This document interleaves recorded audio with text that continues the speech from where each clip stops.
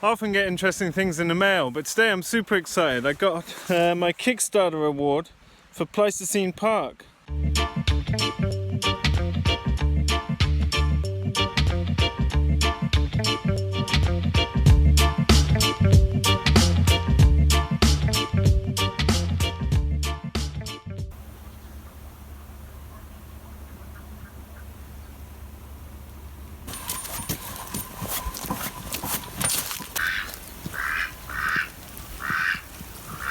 I've always wanted to go to Russia actually, and I'm really intrigued by the country in general. I think there's a lot we don't know. We don't get taught about Russia in school, and I think that's the case in many countries in Europe and probably in America too. I don't know, I'm guessing that, but I think I'm going to go and visit this project. We're talking about having a week off and maybe 2 weekends either end during the middle of the season, so that's a 9-day holiday. Summer's the time to go to Siberia. But I'm very curious I'm always keeping up to date with this project, but I also want to go see them and see if I can help in any way. I think it's really fascinating. Nikolai and his father have such an ambitious project. They're aiming to bring back some of the Pleistocene era animals or equivalents into quite far remote North Siberia. And I watched a webinar that was on the Sustainable Design Masterclass, and it's really breathtaking, and it's one project I'm super excited about. These guys are scientists, and they were looking at fossil records and really understanding how many animals were on the great steppes that would have been a large part of the European, American, Asian ecosystem types. They had amazing fossil records, and it was really interesting to hear, like they reckon there was about 1 ton of animal per 10 hectares. All year round, and you know, these are very extreme climates obviously. And per 100 hectares there would have been 1 woolly mammoth and 5 bison, 6 horses and 10 reindeer for every 100 hectares year round, and that's quite breathtaking. I was thinking about that a bit today. We're still grazing out here in early November, and I expect it'll take us another month to get round the farm. Hopefully we'll get into December with grazing. The grass isn't stockpiled ideally in the way I wish, because we have to run the laying hens through. But it's quite interesting to think about the numbers of animals that we have on the farm. We run animals at a rate of about 3 tons per hectare, but only for 6-7 months of the year in that density. We have laying hens at about 1,400 kilos, and then 9 tons of broilers. About 3 tons if you count all the cows, and a few tons of sheep. And so it's really that biological activity and that density of animals that drives the regeneration of grasslands. Earlier in the year, you might recall, I put a video up of how we've added 25 centimeters to our topsoil. And whilst we used the Keyline plow a couple of times to mechanically decompact the ground to allow water and air to flow into the subsoil so that roots could penetrate deeper, because we had a plow pan, a layer of compaction at about 17, 18 to 20 centimeters deep, where a horse-drawn plow primarily had been pulled, you know, for decades growing wheat here. So we broke up that layer of compaction with the Keyline plow, and roots can then grow deeper into the ground and secrete sugar, and it's those sugars that allow life to thrive. That's what drives the soil food web, this liquid carbon pathway from these plants. And these steppe ecosystems were driven by grasslands. When you have that many large herbivores and other grazers like mammoths, it's really grasses that predominate. And there's been various changes in those ecosystems as there's been glaciations, and then the warming of the climate again. And then the intervention of man that's basically wiped out a lot of animals. And you might remember watching Alan Savory's TED Talk, how he estimates 50-60% of the world's surface is either desert or desertifying, largely due to the impact of taking animals off the landscape. It's so important to have animals turning sunlight via grass into high quality food. When there was that sheer density of animals on those steppes, there would have been much greater rates of photosynthesis and nutrient cycling. At the end of the Pleistocene era, Europe, North America and Northern Asia was predominantly mammoth steppes. Now, the mammoths didn't really exist in more southerly regions, but the basic patterns were the same. You had large grazing animals like elephants or mammoths, and then lots of herbivores, ruminant animals capable of digesting the grass, which would have been the predominant vegetation due to the selection by those herbivores. And these were very stable systems. The grasses were predominant because they were the only thing that could withstand regular grazing compared to shrubs and trees, etc., which would have been trampled out. And these systems evolved over, hundreds of thousands of years with similar patterns all over the globe in terms of animal density and the animal components, as it were. It's changes in the climate as well as the movements of man moving with the changes of climate that have led to hundreds of thousands of square kilometers being left without animals. And without animals, those landscapes begin to change into woody vegetation. And the respiration rate of the plants is much lower because the chemical reactions taking place with large amounts of animals that are grazing grasses regularly obviously slows down when those animals aren't there. And so a lot of the land in Siberia turned to wetland or turned back to forest land. Another big impact of taking animals away is just the suffocation of grasses. All the biomass accumulated throughout the summer is then not eaten, and the nutrient is taken out of cycle, like putting money in a bank account. It's just sitting out of the system. There's no energy flow because the rates of decomposition of that litter would also have been low because there would have been low biological activity in the soil due to the lack of animals above ground.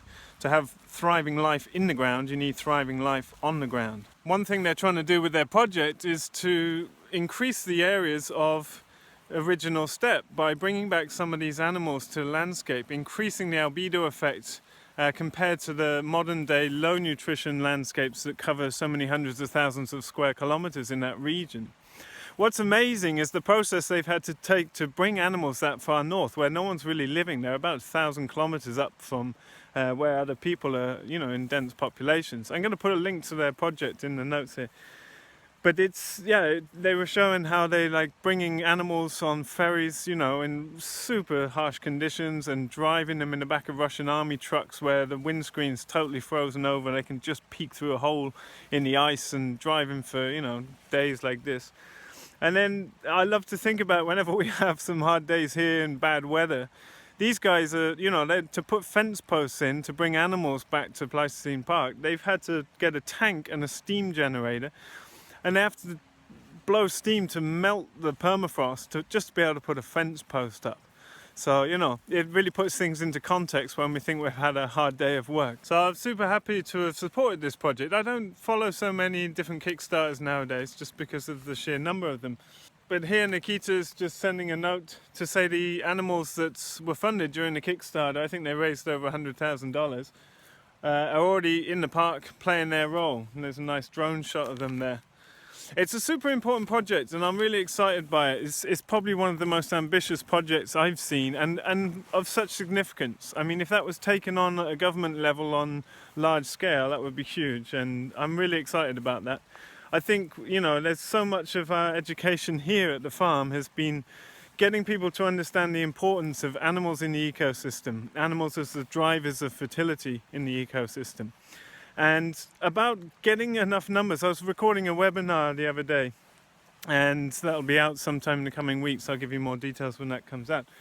But we were talking a lot about animal impact and how to get enough animals on the landscape to really produce these effects that we've seen here in building soil and, making our grasslands thrive again. And it really comes down to, on a small farm, as I've said many times, it's really poultry is the answer for us in our case because of the sheer density of animals that we can have in a small space. You can't do that with animals like cows or sheep, the ruminants, because it's just not economically viable on a small scale. Turns out this year pigs have been pretty good and we're raising heirloom pigs, and we could sell also some beef at a good price, but just at such a small scale it's not viable. So I really think, I'm still preaching the case for poultry. It's definitely one way that we can bring up animal numbers to get the impact and nutrient cycling that really drives the basis, the foundation of a healthy ecosystem. So now the chickens are indoors up in the tunnel over here. And we just got the cows and the odd couple of sheep making their way back through the farm. It's going to take them a little while to get through. here's an example. They've been in this paddock today flattening this down. They're trampling some and needing a lot of the still remaining nutrition. We're hoping not to feed hay for a while yet. But you can see this is Timothy that's fully recovered here, and there's a metre long here in the 1st of November. Probably just stopping to grow about now. You see from the last leaf it's yellowing off. It's a good sign that it's fully recovered. But there's some good vegetation up around the farm that we'll be sending them off up through Topfield here, then over into Nutfield and working our way back up Frontfield before we put them up in the barn and start feeding for the winter. Just hoping to minimise the amount of winter feeding that we do this year. We're grazing this lot through, not taking everything. We want to leave some armour on the soil, but we're letting them take what's good nutrition wise. You see some of the grass is yellowing out down at the bottom here. We want to leave some ground cover. We'll have it trampled down by them, but we're letting them take as much good fresh nutrition as they can now before they go on to winter feed. There's always more nutrition in, you know, standing grass than there will be in hay, etc. So looking forward to seeing them go around the farm. They've been off on the neighbour's land for a while, and it's nice to have them back close at home. They like our grass a lot more. I think it's obviously a lot more nutritious having had the poultry over it. So they finished up all the work putting in the new electric line, and they've still got to take away some pipes. There's a big pipe, welded pipe here that they were going to use to go under the stream, but that didn't work. They hit too much rock, so they came on the other side in the end. And we've been talking with the Road Society here in the village about putting up a turning circle. It's going to be half on our land up at Reuben's paddock and half on the neighbour's land. And it's a good idea. It's for clearing the forest. We want to try and cut the forest this year. Our neighbour owns from about there onwards, and he wants to cut at the same time. And the reason we want to cut it, I've explained in many videos now, but we want to clear that so we can start turning it back towards native vegetation and do more of a Lubeck style forestry. We'll be cutting down the pig numbers. We already have some of our piglets this year that will be sold next autumn, and we don't want to have too many pigs because it's, you know, the forest has to be given a bit of rest to allow young trees to get established. We've seen after 3-4 years it can take the impact of pigs cycling through it for a month at a time or so, but that's something that we need to do. And because the road here is public, it was one of our requirements actually, looking for land, was to have a road that was public, so it would be cleared of snow in the winter, because that's a major work. If you live at the end of a road here on a private road, then you have to clear all that snow. So that's going to be something that's subsidised and paid for by the government, and we can't really clear the forest land. You need to have somewhere for them to put the trees, and it's quite a lot of trees, all that up there, so it's a good investment. They will have to access the land through our property here, around the back of the larch that you see in beautiful golden colour there. And yeah, I think it's going to make a mess, but it's important to do it now and get the value out of the timber than leave it much longer, I think, and it will allow us to speed up regeneration a bit quicker.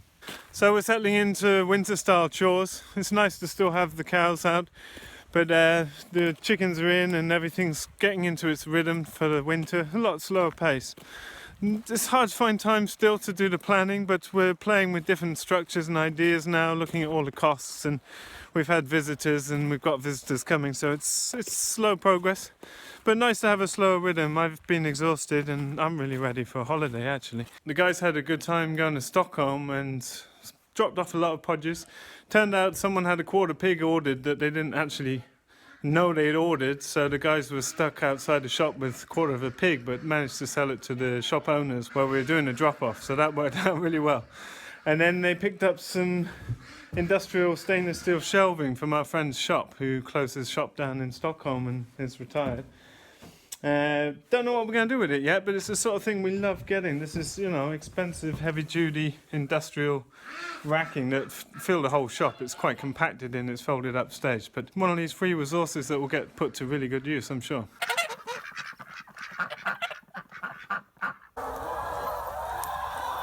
Chickens seem to be doing good.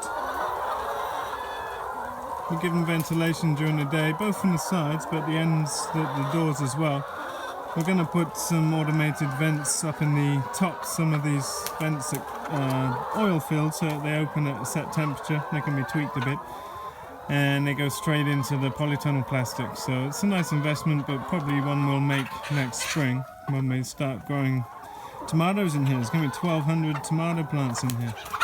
We've still got lots of eggs coming out, and it's a bit different in the winter. It's a bit more of a process to have clean eggs. The hens are sleeping on their bedding, and they often, if you don't get up early enough and move that bedding around to sort of catch the droppings in some kind of carbon form, we're using peat moss, then they will pick up a lot of manure on their feet and carry that into the nest boxes. We're doing things a little differently. We're opening the nest boxes at night time, and then I've got a light on a timer that comes on at 5:30 in the morning, and that enables the first few birds that are sleeping together, huddled up. They're not using their roosts so much, and they're sleeping in different patches on the floor as well as on the roosts. And so, I mean, it gets light about 7 o'clock now, so having the light come on early encourages them to get active and start using the boxes better. That's working okay, and it's always a bit more management intensive in the winter months because you've got to get in there and manage the bedding to get any, useful compost out and trying to keep the eggs in tip-top shape. But they're off out selling today, and we're getting between 86 and 90% still, so that's pretty good for this time in November.